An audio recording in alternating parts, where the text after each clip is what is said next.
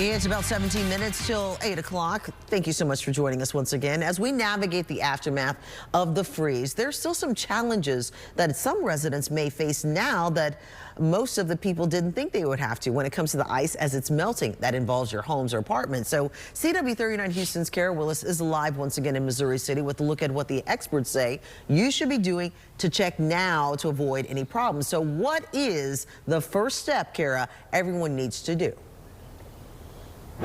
Well, Sharon, we're going to talk about your pipes, your faucets, and also our valves. We're here at the Noble Training Center right now with Phil Bellick. He is one of the co-owners of the company, and he's going to walk us through everything we need to know to make sure our house is A-OK, safe, and save us from potentially some costly damages. Is that right, Phil? That's right. That's exactly right. What we're doing is we're standing here in front of these black boxes. If you've never seen one of these in front of your house, you'll see them from now on, as I pointed out. This is a meter box, and this is where there's two big components in here for your home. One of them is a water meter, obviously, tells the city how much water you're using, but the most important feature in this freeze is the valve inside this box.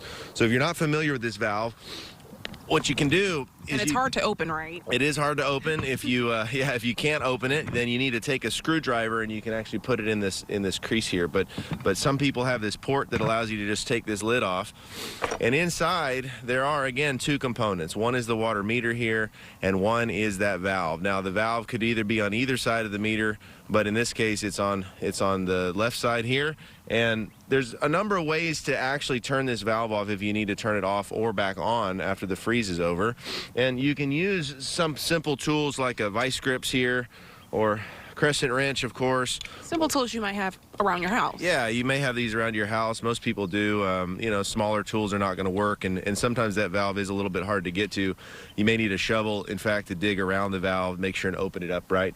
But the most common tool is this T-bar here. You can buy these at any local hardware store, and it has a C-channel at the bottom of it that fits right over that valve just like that, and it allows you to turn it by using your arms from above the valve.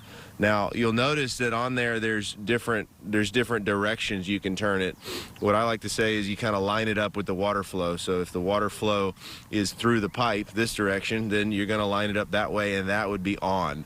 If you turn it, especially where you can see the two circles align, that's where you would put a lock. The city would put a lock on your water there, and if you've got the lock on, obviously the water is off. So if you've got them aligned, it's off, and if you got it directional with the water flow, then that is on. I see. Now, Phil, tell me this.